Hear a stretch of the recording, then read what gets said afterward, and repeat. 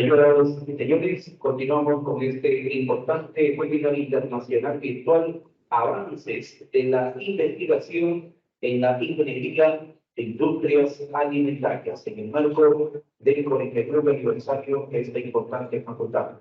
A continuación, invitamos al doctor Winston Manuel Castro Cirujú con el tema Quimiometría aplicada a la industria alimentaria.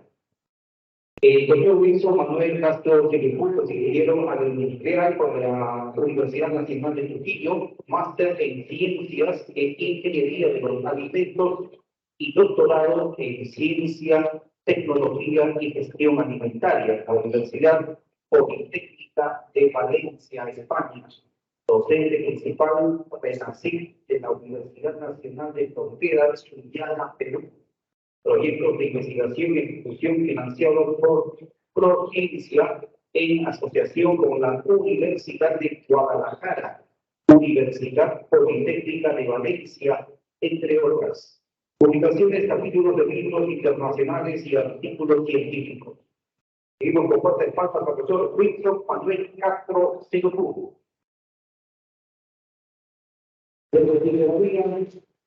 Para usted, doctor Winston, mandar adelante con su ponencia. ¿Qué tal? Muy buenas. ¿Se me escucha? Sí, le escuchamos perfectamente. Muchas gracias. Ante todo, el saludo cordial de parte de la Universidad Nacional de Frontera, de sus autoridades, con una de las universidades hermanas con las cuales hemos tenido mucho tiempo, colaboraciones, y que de paso nos ha brindado algunos docentes que actualmente laboran en nuestra universidad. Conocemos la trayectoria de la Universidad Nacional Agraria de la Selva y lógicamente es un referente con respecto al tema alimentario. Voy a proceder a compartir mi diapositiva.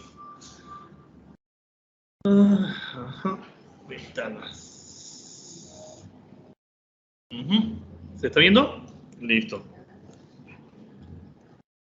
Ya estamos. Listo. Como bien les comentaron, yo vengo de la universidad, yo procedo de la Universidad Nacional de Frontera, es la universidad en la cual yo trabajo, básicamente haciendo labores de quimiometría. Nuestra labor es netamente el desarrollo de modelos, el desarrollo de prototipos para la industria agroalimentaria.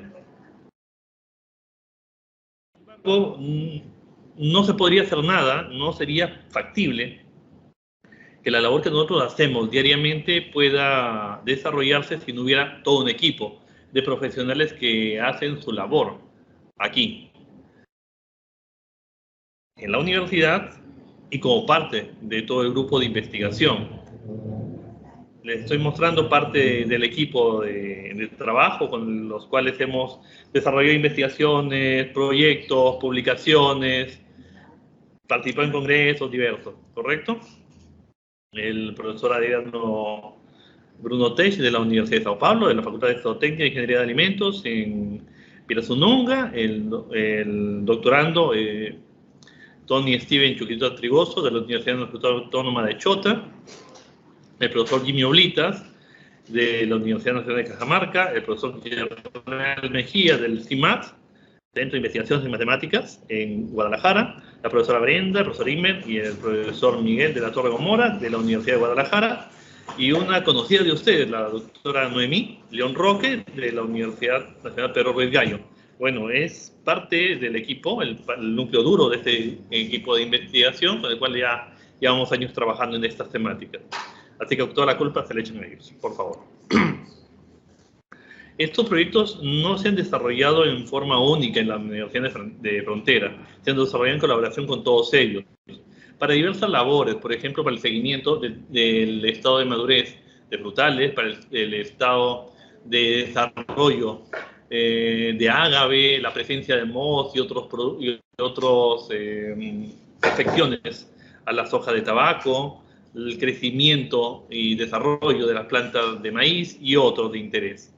Pero si nosotros vemos, la mayoría de ingenieros que ustedes estarán viendo ahí, doctores que están viendo ahí, la mayoría no son alimentarios. Me parece que uno, Uno de ellos es alimentario, la profesora Noemí, los demás somos agroindustriales y muchos de ellos son informáticos o matemáticos, porque la labor fuerte en este campo de estudio es básicamente el modelamiento y desarrollo matemático.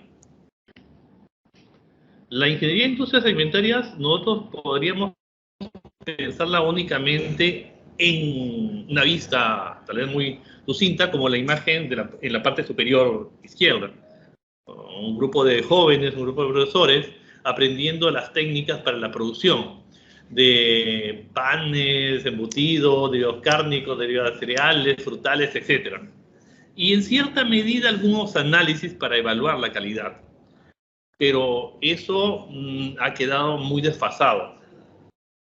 Muy desfasado porque han aparecido nuevas técnicas para el análisis de alimentos. Nuevas técnicas que pueden enfocar las características del alimento a través de una mirada inferencial. Es decir, vemos unas características y por inferencia evaluamos otras. Tal vez nos suene poco cotidiano, pero es de lo más rutinario que nosotros tenemos. Cuando una señora, cuando una persona se va a un puesto de venta de carne, no le permiten tocar la carne, no le permiten oler la carne, ni menos morder la carne. Entonces, ¿qué es lo que hace? A través del color de la carne, a través del aroma de la carne, puede percibir el estado de calidad. No ha tocado, no la ha probado, pero logra inferir, no por uno, sino por varios parámetros. ¿Cuántas veces nuestras madres han ido a los supermercados o las pescaderías y al pescado lo evalúan en función del color de los ojos, el color de la galla, las mucosidades y aún en algunos casos de la firmeza de la escama en contacto con la piel? Entonces, parámetros que nosotros evaluamos para poder decir, oye, su carne será agradable, sabrosa o estará en buen estado, ¿correcto? Entonces, ya estamos familiarizados, pero tratamos de llevarlo al tema industrial y eso es lo que nos interesa como ingenieros. ¿Por qué? Porque los ingenieros, entre otras cosas, deben poder desarrollar, innovar e implementar en ciencia e ingeniería de los alimentos. ¿Correcto? Y cuando hablamos de innovar en ciencia e ingeniería de los alimentos,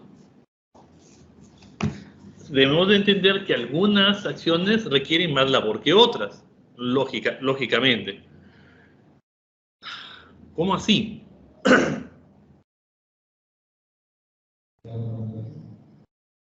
La producción de un yogur, la producción de un queso, la producción de un pan, ha de requerir saber la correcta dosificación de los insumos y materiales que van a formar parte y los tiempos o condiciones de proceso. Hasta aquí todo bien. Pero, ¿puedes cerrar la puerta, por favor? Un momento, disculpen, gracias. ¿Podría cerrar la puerta? Disculpen. Gracias. Ok. Gracias. Entonces, sin embargo, finalizado el proceso y durante el proceso, nosotros tendríamos que tomar en cuenta que se hacen muchas medidas. Tal vez medidas puntuales, pero medidas al fin y al cabo. Determinamos por un lado el pH, por otro lado medimos la humedad, por otro lado la viscosidad, por otro lado la firmeza, en otros casos crocancia y otros parámetros. ¿Ok? Pero son valores puntuales, son valores que los cuales nosotros debemos a estos valores de punto, llevarlo a regresiones o correlaciones. ¿Correcto? Por este lado, por ejemplo, la humedad, comúnmente en porcentaje, y por este lado podríamos nosotros estar hablando de la firmeza. Entonces es común que nosotros, disculpen, es común que nosotros digamos, ante tales condiciones de humedad, la firmeza debería tener este comportamiento. Por lo tanto, y igual a una función de x, y igual a x más b. Y se acabó. ¿correcto? Eso es muy usual. Muchos de los estudiantes a nivel de los primeros ciclos determinan, por ejemplo, el grado de absorbancia, por este lado, absorbancia, y por este lado, porcentaje de antocianinos, por ejemplo, ¿correcto? En una tendencia creciente. Listo. Entonces vamos a encontrar que la concentración de antocianinos a una determinada específica longitud de onda me permite a mí determinar cuál es la cantidad en la que se esté presente en la solución. ¿Correcto?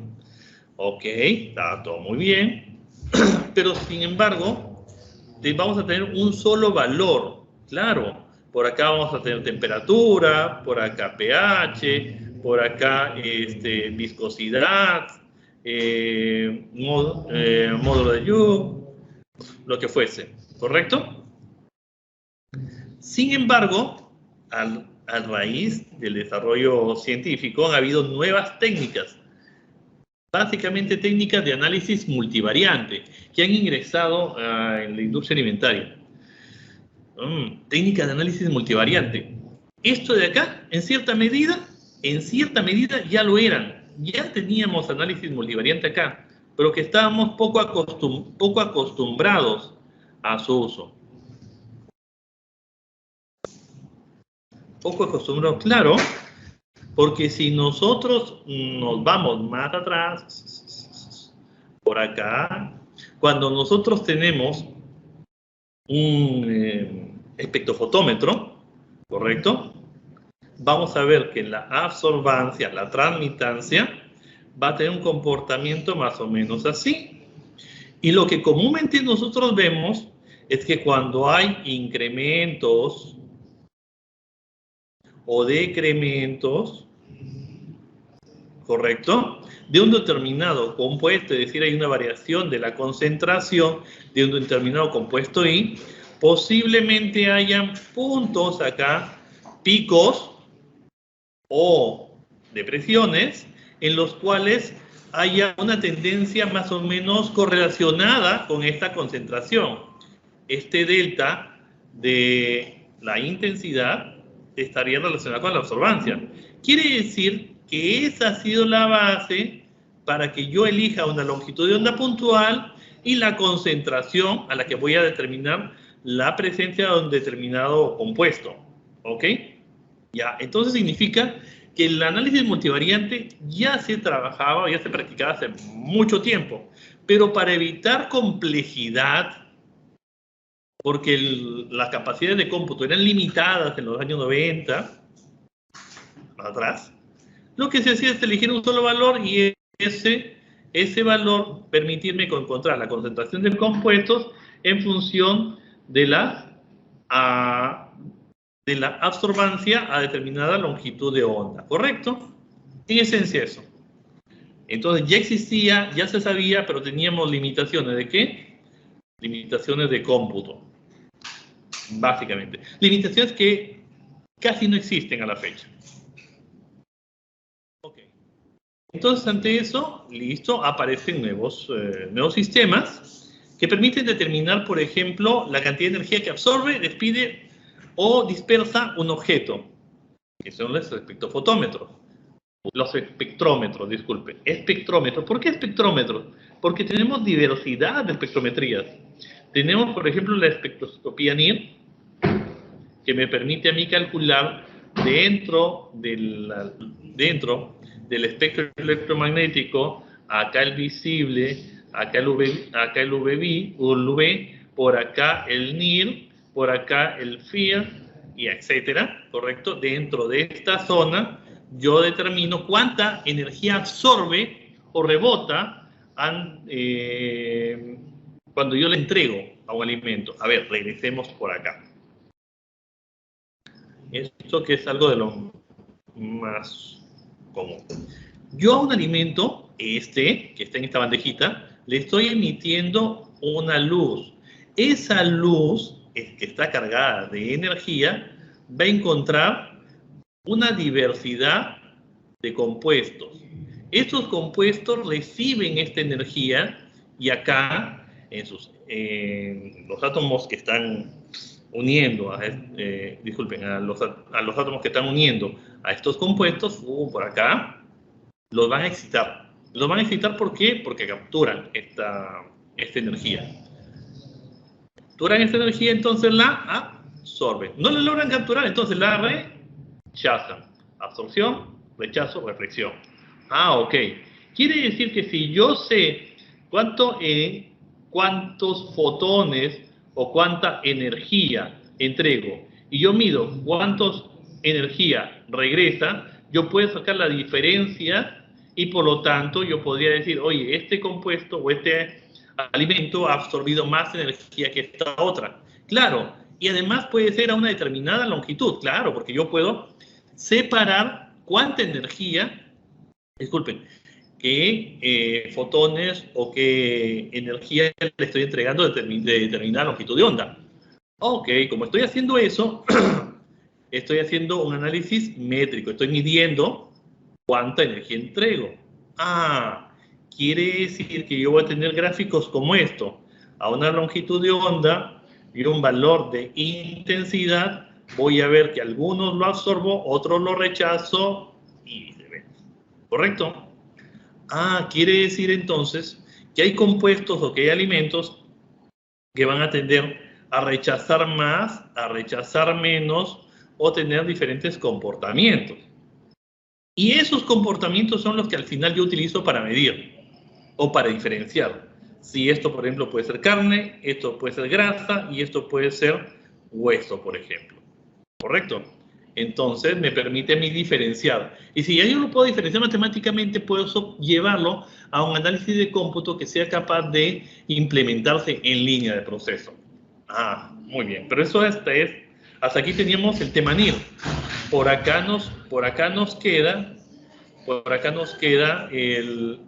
los espectrómetros, pero tomando otras longitudes de onda. Vendrían a ser las longitudes de onda basadas en las frecuencias. Estos son los espectros dieléctricos.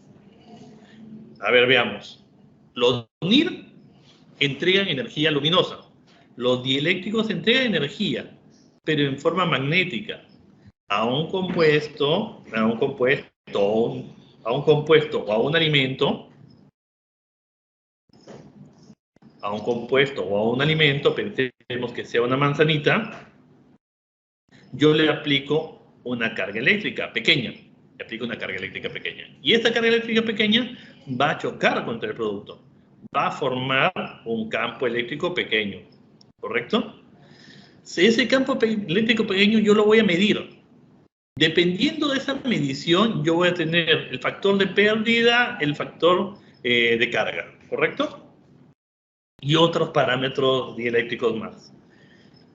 Esos a mí me sirven para poder yo evaluar la composición al interior. ¿Por qué? Porque si nosotros estamos viendo el NIR, se aplica sobre todo cuando es puntual en harinas o en productos líquidos, semisólidos y que tengan estructura homogénea.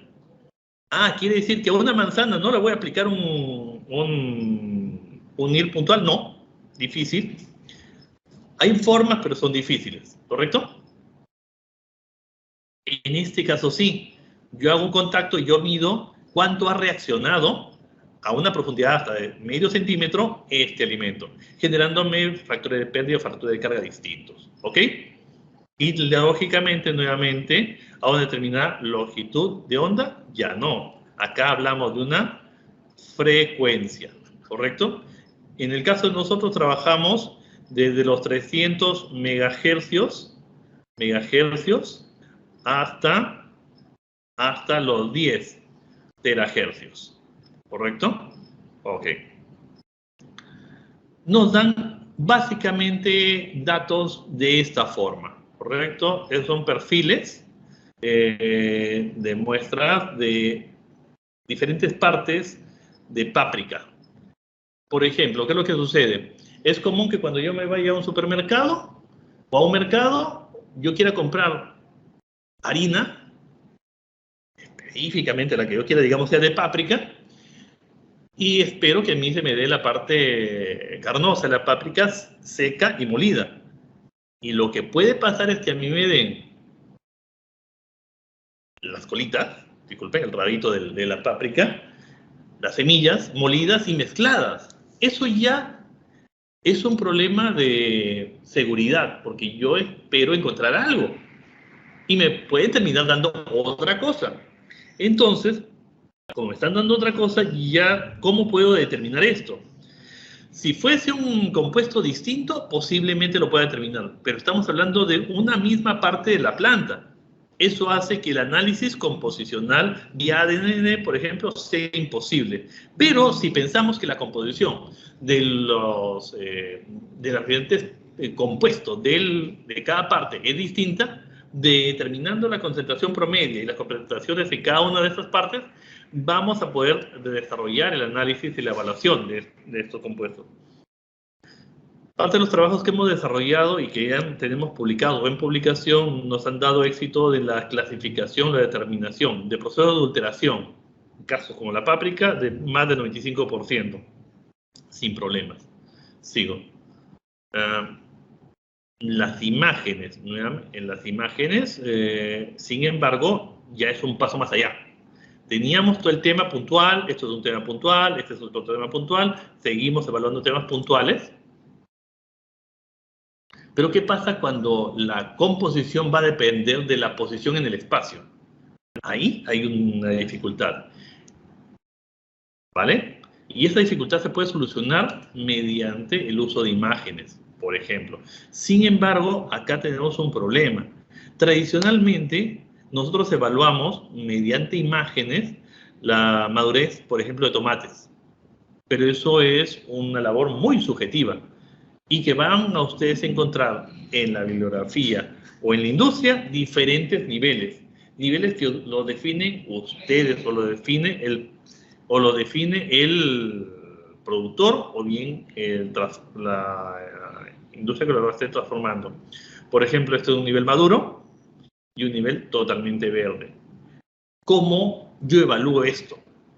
Una opción que se tuvo durante mucho tiempo es el uso de colorímetros, ¿correcto? Viendo las tonalidades y eso correlacionando con firmeza, acidez y otros parámetros. En caso de tomate, por ejemplo, la concentración de licopeno.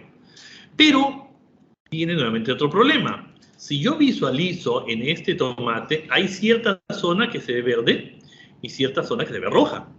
Si yo tomo esto, cuyo diámetro de adquisición de sus valores es de aproximadamente 2 centímetros cuadrados, lógicamente, dependiendo de la posición, yo voy a decir que el producto está o verde o maduro, dificultando su aplicación en la industria.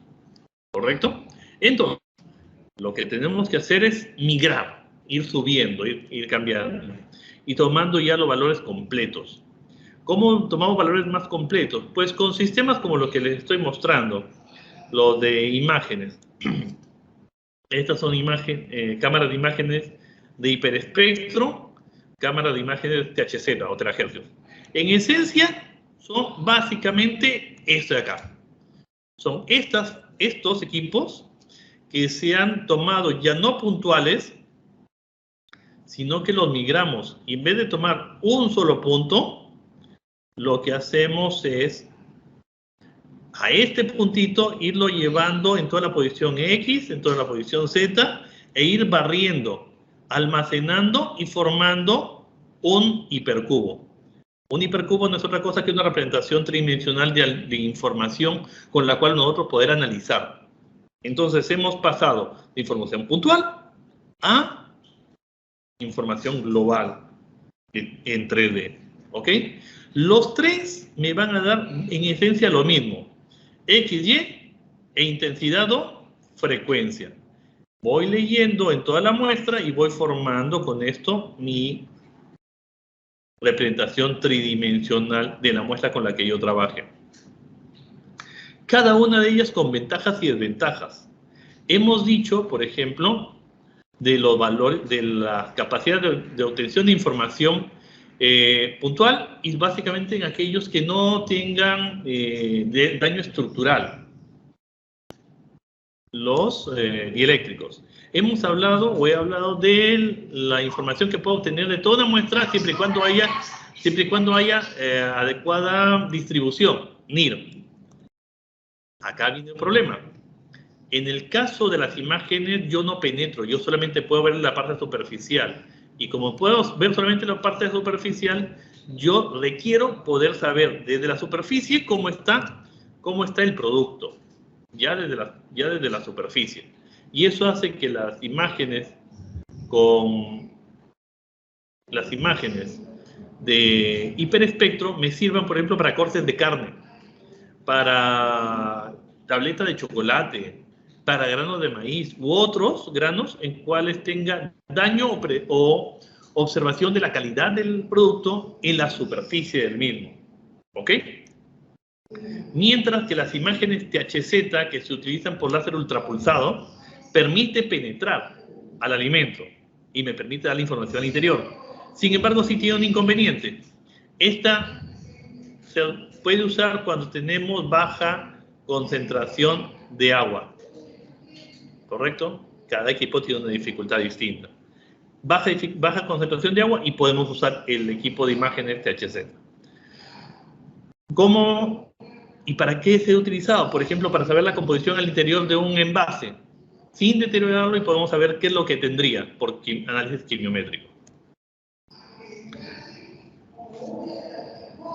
Esto, por ejemplo, nos permite ver cómo es la información que yo obtengo de una muestra X, problema, y cómo es que se vería el perfil de esta muestra.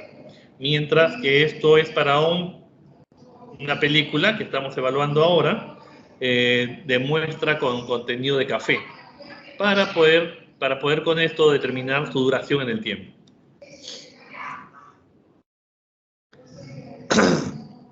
Les hablábamos de que nosotros sacábamos información de las imágenes de hiperespectro. Claro, por ejemplo, acá podemos ver cómo podríamos encontrar información del músculo y de la grasa.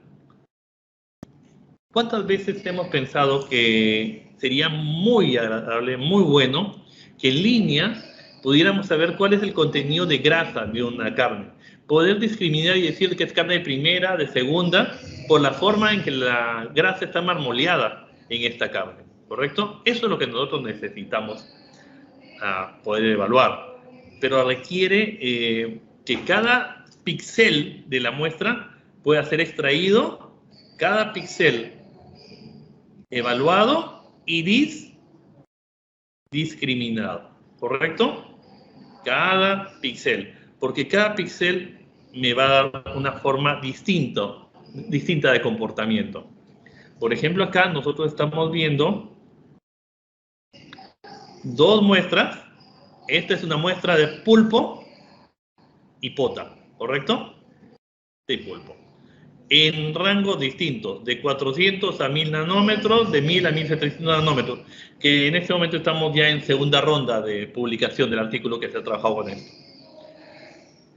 Y en la parte de abajo estamos viendo la información en el rango en el dominio del tiempo y en el dominio de la frecuencia para para 5 películas que tienen diferentes contenidos de antioxidante extraído de cáscara de café.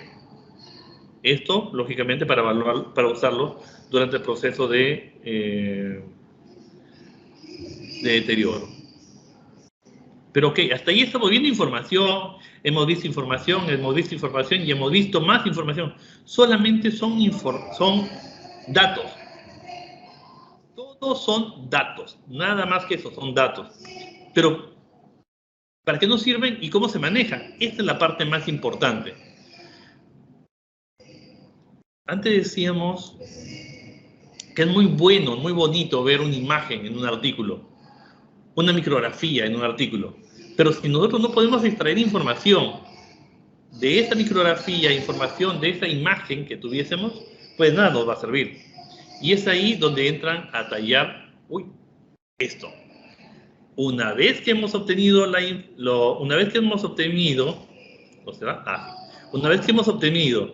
nuestros perfiles, podemos pasar a modelos de clasificación, es decir, separar por clases.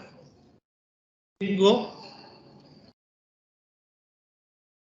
pulpo y pota. No me gusta que cuando yo compro pota me aparezca pulpo. Bueno, sí me gustaría un mejor precio. Pero la inversa, para nada adecuado, nada agradable. Entonces, sin yo tener que estar probando, tomando la muestra, deteriorándola, quisiera saber cuál es cuál. Y es ahí donde entramos a trabajar. En modelos de predicción y de clasificación. Predicción cuando yo deseo saber qué porcentaje de un determinado compuesto o de una determinada clase existe. Y clasificación cuando yo quiero decir a qué clase pertenece lo que yo tengo. ¿Ok? Para ello, haciendo mis modelos, voy a tener que evaluarlo mediante varias métricas. Entonces, entendemos aquí, modelo de clasificación, modelo de predicción. Entre clases, entre contenido. Si lo que yo quiero saber, por ejemplo, es cuánto de una leche tiene un determinado producto lácteo, predicción. Si yo lo que deseo saber es si el mango que me han enviado es chulucana, es chatodica, es ken, es jade, lo que fuese, clasificaciones. Y eso es lo que nosotros hacemos, ¿correcto? Para ahí, les sugiero que repiten algunos de los capítulos que nosotros ya hemos publicado. Se los muestro. Con toda confianza, cuando me lo soliciten, les puedo facilitar estos capítulos. Por ejemplo, el uso de la correlación, asociación y regresión para el análisis de procesos y productos alimentarios.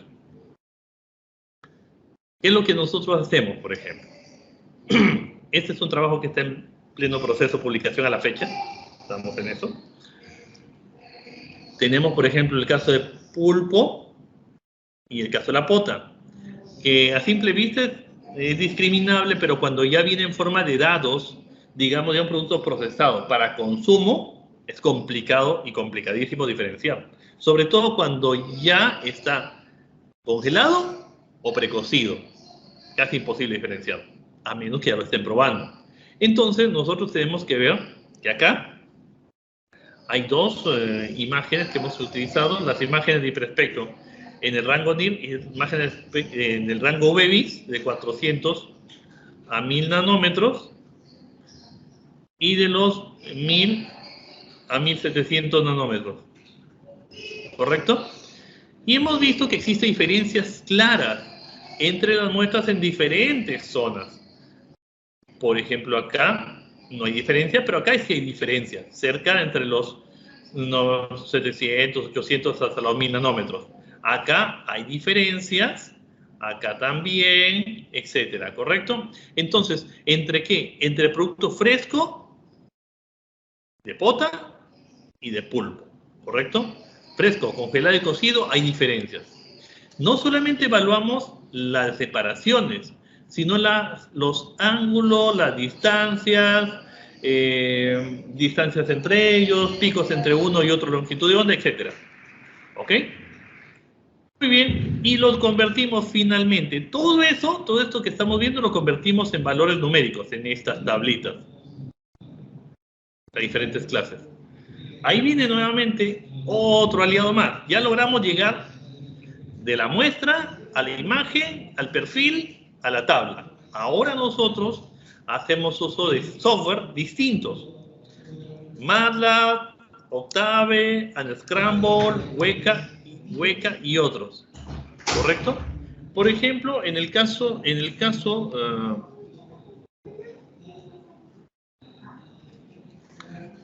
por ejemplo, tenemos el caso de MATLAB, una herramienta súper útil, que requiere, sin embargo, capacidades de programación para que los especialistas puedan hacer buen uso de la misma.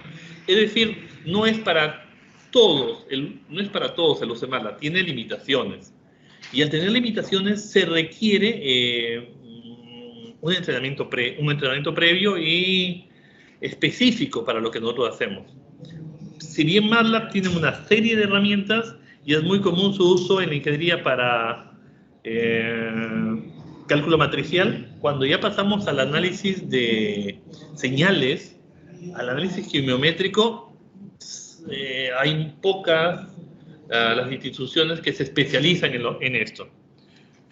Con toda confianza, cuando gusten, nosotros siempre estamos recibiendo visitantes y jóvenes, doctorandos y maestrandos que vienen a hacer uso de nuestras instalaciones y aprenden sobre los procesos de evaluación que nosotros ya acá desarrollamos. Están invitados. Muy bien, entonces tenemos a MATLAB, tiene un precio elevado, es un poco complicado, les digo desde ya, que no es bueno decirlo, nunca lo he adquirido, siempre lo he usado craqueado, ni modo. No se preocupen, en realidad ya le diría que no se preocupen, si alguien va a querer hacer una investigación y ya MATLAB es caro, úsenlo craqueado. Las empresas les van a estar felices de que ustedes digan que han podido usar MATLAB y que es parte de una publicación más, nunca les van a decir nada. Les digo desde ya eso. ¿Correcto?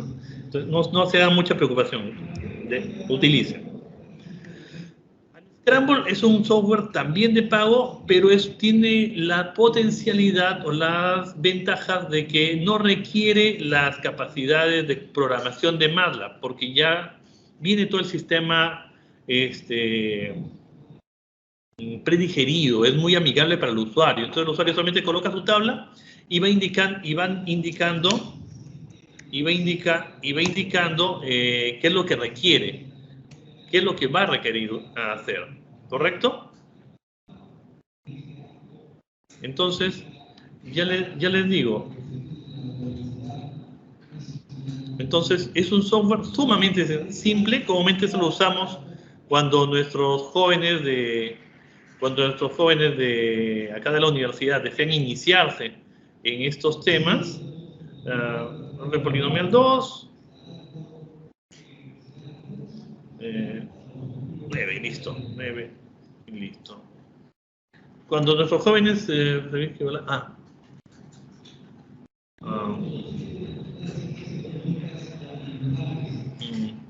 column set, ¿qué columna estoy? Solamente lo estoy haciendo rapidito para verlo. 1 hasta 112. Ajá, listo, tal, listo, ok. Bien. Como ven, no requiere nada de programación, ya se los facilita rápidamente el trabajo, y está haciéndolo. Ventajas en Scramble.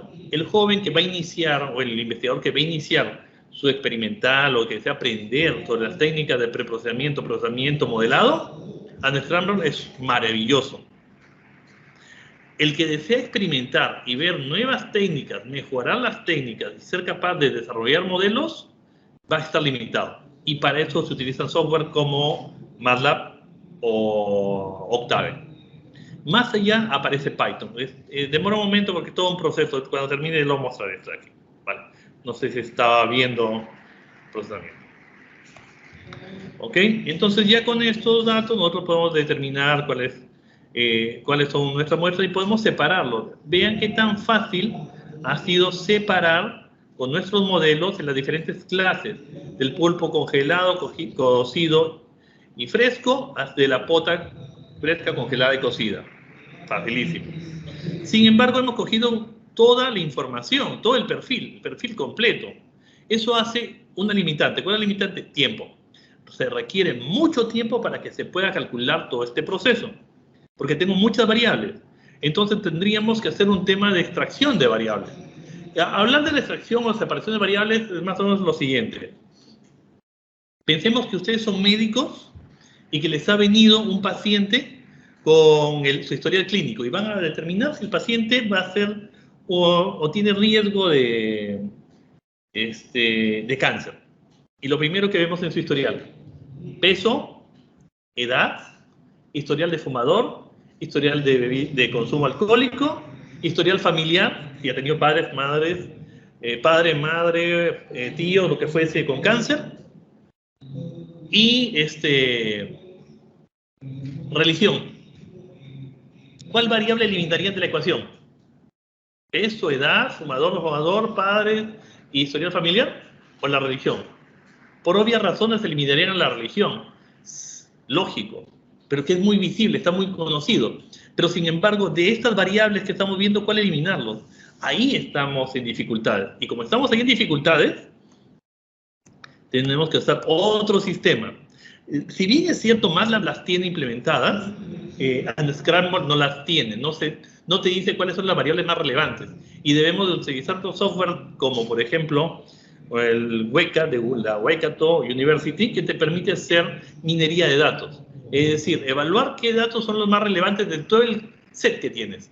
¿Para qué? Para que el día de mañana, en vez de que tengas una cámara con 112 imágenes extraídas en un proceso, lo cual haría demorar todo el proceso de clasificación en línea, se conviertan en 5, lo cual podría rápidamente hacer escalable mi proceso. ¿Correcto? Ok. De esta manera yo puedo decirte que las longitudes de onda que me parecen relevantes según los modelos utilizados son 1, 2, 3 y 4. Quiere decir, de 112 longitudes hemos pasado a 4. De casi 300 hemos pasado 1, 2, 3, 4, 5 y 6. ¿Han visto la cantidad de longitudes de onda que hemos reducido? Y por lo tanto la posibilidad de aplicarlo ya en la industria. Eso. Los animo a que revisen algo más de esto en el capítulo que tenemos con el doctor Luis Condeso de redes neuronales e imágenes de hiperespectro para la calidad de alimentos, de la calidad en alimentos, ¿correcto? También cuando ustedes y el doctor Raúl me lo solicita, con confianza le doy el libro para que lo tenga. Ok, pero las redes neuronales, que son una extensión más de esto, que es parte de las herramientas quimiométricas que usamos, en realidad ya están quedando de lado. Han quedado bastante de lado. Es así que los modelos de discriminación ya están tratando de ver qué capacidades tenemos con nuevas herramientas de imagen de redes neuronales. Y ahí es donde entra el deep learning o el aprendizaje profundo. Por ejemplo, usando las estructuras Low Short Term Memory y el Radial Bus Neuronal Network, que son redes neuronales, pero sobre todo esta, que tiene capacidad de autoaprendizaje. Aparte que se ordena cada vez que le damos más información, se sigue alimentando y mejorando las conexiones entre el set de redes neuronales. ¿Ok? Mientras que la Radial Bus Neuronal Network, una vez que ya se entrenó, queda ahí, ya no sigue realimentándose.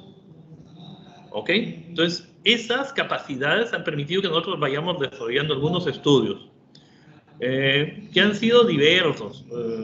Por ejemplo, en Plus One nosotros tenemos un capítulo acerca de la optimización. Claro, porque la historia no es que ustedes creen una red neuronal. La historia no es que ustedes creen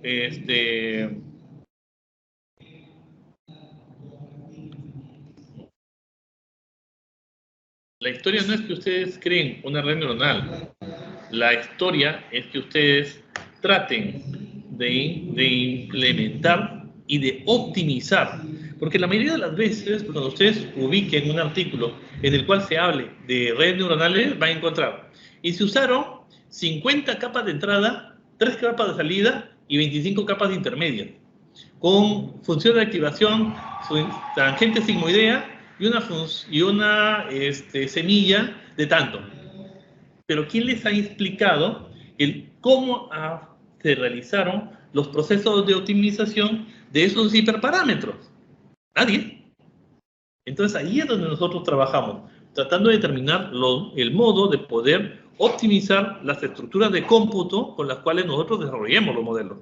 Este, por ejemplo, es un artículo que está en Plus One ya desde unos años y que siempre es bien visto para los procesos de optimización de estos modelos.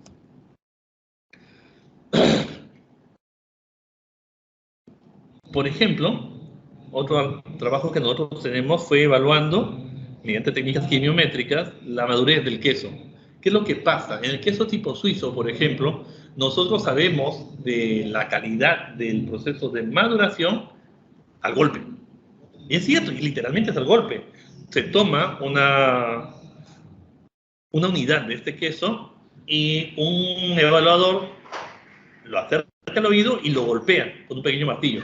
Al golpearlo con un pequeño martillo va a escuchar el sonido y va a evaluar mediante ese sonido si ya tiene la suficiente madurez, porque entendemos que a medida que está madurando, está perdiendo humedad, pero está ensamblando y está uniendo determinados tipos de enlaces. Esos enlaces generan estructuras más rígidas, y esas estructuras rígidas son las que a nosotros nos interesan en este tipo de queso madurado. Pero si regresamos, si son enlaces más rígidos, estamos hablando de capacidad de absorción de energía en una determinada longitud de onda. Y si es así, estamos hablando de absorbancia. Y estamos hablando de absorbancia, espectrometría, imágenes de hiperespectro.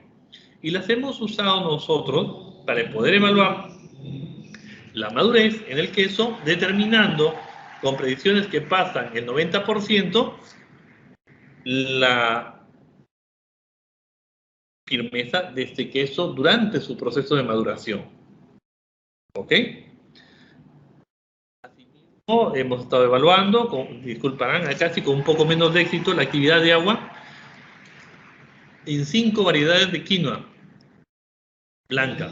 Acá evaluamos en la quinoa blanca cuál era la capacidad o la actividad de agua de esta quinoa a diferentes actividades de agua, y lo correlacionábamos con sus perfiles espectrales. Acá la aproximación se fue bastante menor. ¿Okay? Para ello, parte importante, el desarrollo de sistemas. Esta es la parte que a nosotros nos interesa mucho cuando hablamos de asociación. Hablé al inicio de mi presentación que nosotros trabajamos como equipo. Sí, cierto. Esto es mucho desarrollo informático. Esto es desarrollo informático, esto es desarrollo de laboratorio, esto es desarrollo matemático, ¿correcto? Un equipo que desee trabajar en quimiometría no puede ser de un especialista de una única área. Requiere el conocimiento de diferentes especialistas, informáticos, alimentarios, matemáticos, con los cuales los modelos que nosotros presentemos tengan la robustez suficiente para poder ser implementados posteriormente. Hay varios artículos de nuestros tesistas que ya están en proceso de publicación. Por eso prefirió no mostrar mucha información de los mismos. Por ejemplo, hemos evaluado mediante imágenes de hiperespectro en modo tramitancia a través de estas muestras cuál es la concentración de diferentes especies o variedades. Disculparán ahí los agrónomos. Tenemos mango mango chato, mango criollo, que ha sido pulpeado, y una vez pulpeado, entre ellos mezclado, para poder ver si podemos discriminar en forma precisa qué variedad es la que está conformando una determinada mezcla. Esto de acá nosotros lo hemos desarrollado con todo este sistema para que se adoce a este equipo de aquí y podamos obtener información como esta. A la fecha tenemos una muy buena aproximación, estamos hablando del 98%, con un error más o menos aceptable y en mejora del mismo. ¿Ok? Por otro lado, estamos trabajando en alianza con varias empresas la predicción de la calidad de arándanos, porque recordemos que el arándano es una fruta muy sensible, muy suave, pero con mucho potencial. En realidad, Perú ahora es uno de los primeros exportadores, de arándano a nivel mundial. Y están ingresando diferentes variedades. Y cada vez que ingresa una variedad tenemos el problema de cómo determinar la composición. Y ahí es donde entran nuestros nuevos sistemas, determinando en bloque composición, estado sanitario y calidad de arándanos, por ejemplo. Por otro lado, hemos seguido trabajando ya no solamente con imágenes, hemos hablado de NIR también. Es uno de los últimos artículos que hemos publicado acerca de cacao y la identificación de granos de cacao. Este es la revista de Espectroquimia Acta, acá. Acá teníamos lo siguiente, el problema. Si yo soy una empresa que va a adquirir cacao, deseo que me llegue cacao criollo o cacao de una determinada variedad porque me interesa el aroma, la grasa que tiene este cacao y no quiero otra variedad. Pero lógicamente poder certificar eso es complicado y poder decir que de la variedad que nosotros deseamos, cuando viene POTS, fácil. Cuando está desgranado, bueno.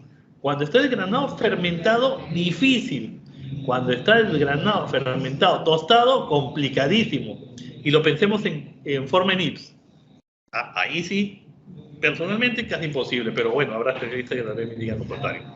Acá entonces nosotros hemos trabajado con nibs de cacao y hemos visto los perfiles de cada uno de ellos y sus combinaciones para poder tratar de discriminar entre ellos, y hemos visto que con los modelos que tenemos, además de una nueva metodología para la selección de longitudes de onda, logramos aproximaciones de casi el 100% de la discriminación varietal de estos grados de este cacao en nibs. ¿Correcto? Tranquilamente 99%, casi 100%, nuestra precisión. Eso se publicó el año pasado. ¿Ok? Asimismo, bueno, en Citral, que es un artículo que trabajamos con un doctorando de hace algunos años, ahora profesor de una universidad en Perú, deseábamos saber cuánto era el contenido citral que quedaba, pero no al interior de una micropartícula, sino al exterior, es decir, cuánto se iba a perder. Y ese era el problema, porque yo quiero que el citral quede al interior para que cuando la microcápsula se rompa, entregue el citral, no que lo pierda. Entonces ahí era la dificultad, ¿cómo hacer un método capaz de evaluar eso?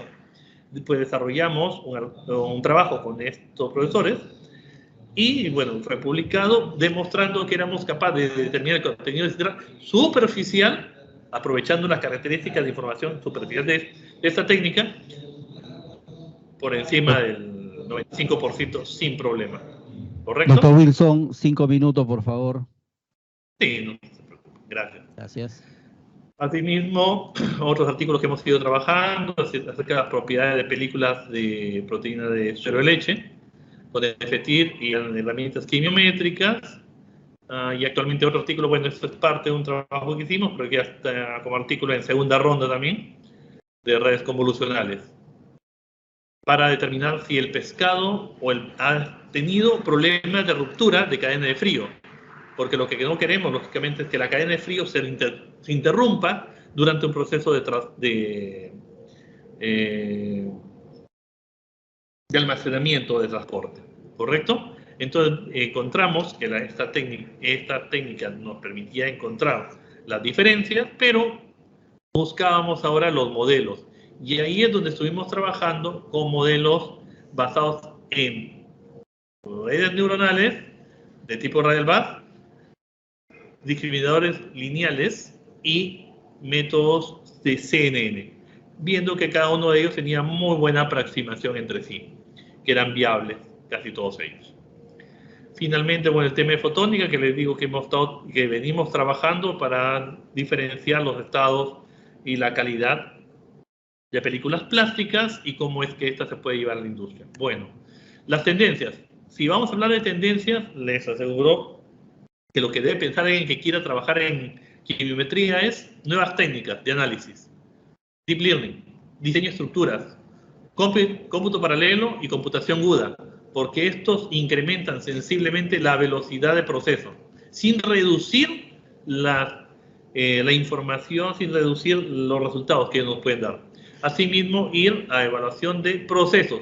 Hablar de calidad puntual, complicado. Hablar de calidad durante el proceso y evaluar los procesos es lo que está todavía teniendo interés para aquellos que están trabajando en análisis quimiométrico.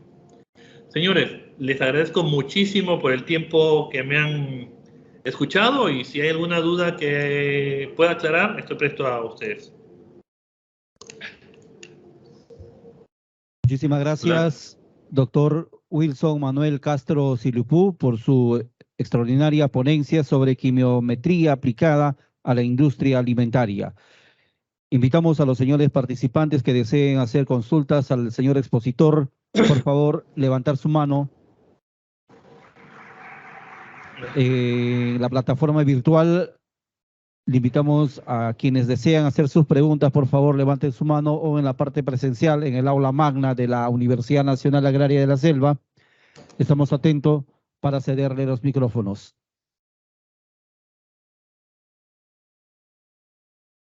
Bien, tenemos una pregunta por parte del público presencial Doctor Wilson Manuel Castro.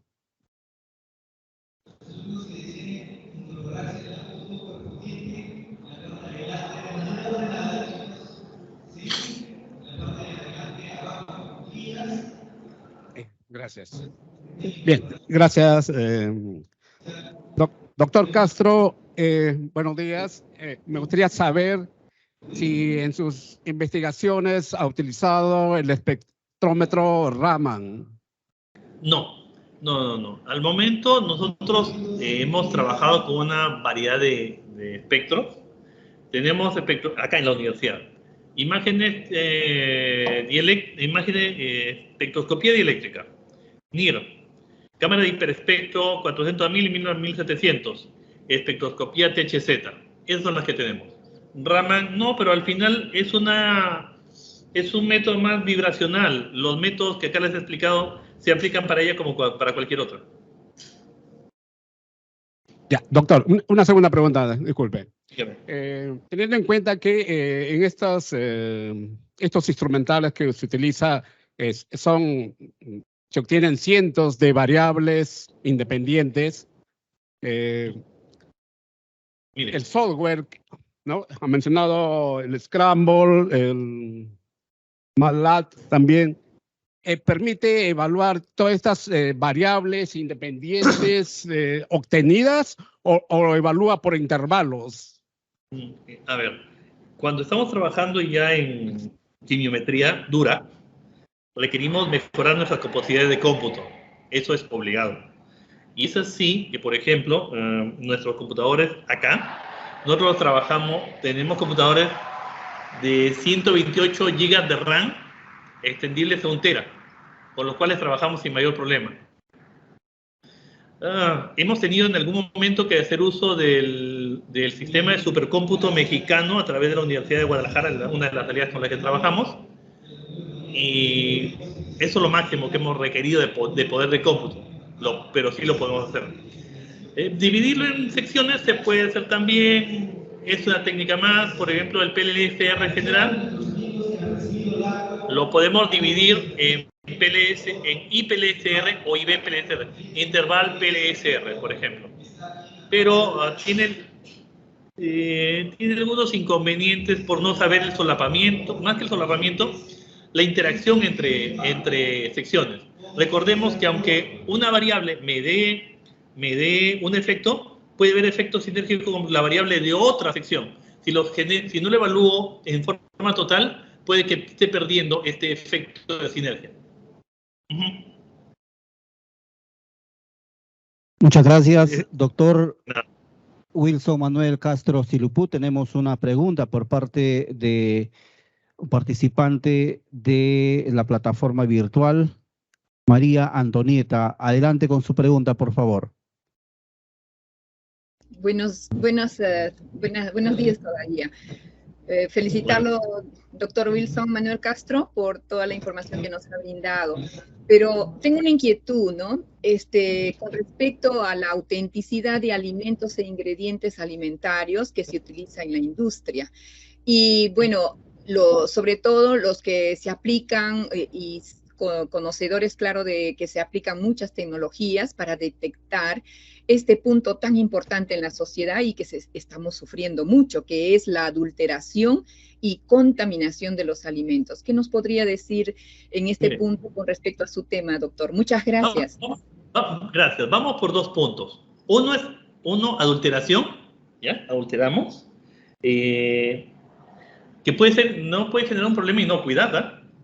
No puede ser un problema de inocuidad. Por ejemplo, lo que les decía, el ají páprica que le agregue más cantidad de semilla molida, no genera un problema inocuo, pero sí me están dando algo por lo que no estoy pagando. O por ejemplo, que yo quiera un queso de cabra y en vez de que me den queso de cabra, me den un queso que haya sido producido con una cantidad de leche de cabra y otra cantidad de leche de oveja o de vaca. Eso no le está quitando la condición de inocuo, ¿correcto? Problema, cuando son productos tan cercanos, es difícil hacer discriminación, porque al final leche de cabra y leche de vaca es leche. Y si necesitamos hacer una evaluación, tendríamos que ir a nivel genético para diferenciar variedades. Y si la cosa fuera más complicada, leche de vaca con leche de búfalo, que son especies ahí nomás, más complicado aún. Pero estas técnicas tienen la ventaja de que como cada parte de la planta o cada animal produce composiciones distintas de determinados aminoácidos o otras proteínas, otras vitaminas, otras enzimas, eso es lo que genera la diferencia y eso es a lo que nosotros vamos a tratar de ir. Y con eso hemos tenido éxito en la discriminación, como les mostraba, por ejemplo, en el caso del cacao, que aunque viene siendo cacao, cada clase tiene una presencia de grasa, de proteína, de péptidos distinto. Y eso es lo que tratamos de evaluar, ¿correcto? Aún siquiera sin saber la concentración, lo que evaluamos es que hay diferencias entre sí. Y con respecto a la inocuidad, lógicamente, si hay un producto que venga, por ejemplo, con mayor contenido con presencia de heces u otros, es fácilmente discriminable o identificable la presencia de metabolitos o bacterias en estos alimentos, sin problema, u otro tipo de contaminantes ya no tan inocuos, ¿correcto? Yo les digo que para cada caso tenemos que evaluar la técnica que se requiera. Por ejemplo, si nosotros vamos a tratar de evaluar un producto que es harinoso o está desestructurado, nos puede servir una imagen de hiperespectro o un equipo NIR. Pero si voy a hablar de estructurado, necesito la dieléctrica, necesito los THZ, por ejemplo. ¿Por qué? Porque las características del producto así lo requieren. Muchísimas gracias, doctor Wilson Manuel. Muchas gracias. Nada, de nada. Doctor, nos hace llegar una pregunta por parte del público presente en el auditorio del Aula Magna 2 de la Universidad Nacional Agraria de la Selva. La pregunta es, ¿por qué un mecatrónico debe incorporarse a la investigación de alimentos? Claro que sí. Les explico. Nosotros somos universidad y la universidad no puede estar desligada de la empresa. Una parte muy importante es poder desarrollar los prototipos para que nosotros salgamos del claustro y llevarlos a la industria. Lo que vieron hace un momento, ¿dónde está? Este temita de acá, que estamos trabajando, acá está.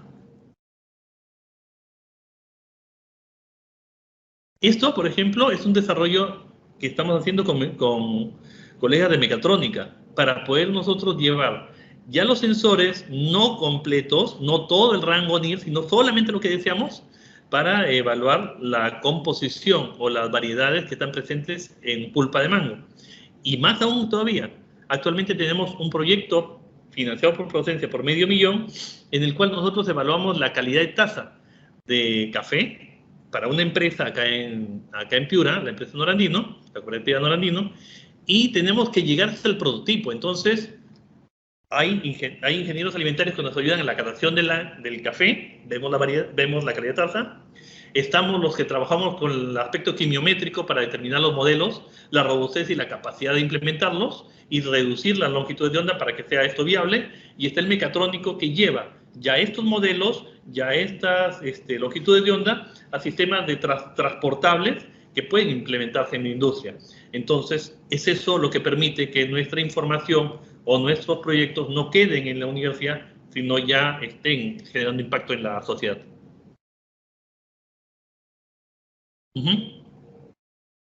Doctor Wilson Castro Silupú, muchas gracias por su exposición en esta jornada de investigación. Muy amable. Agradecido.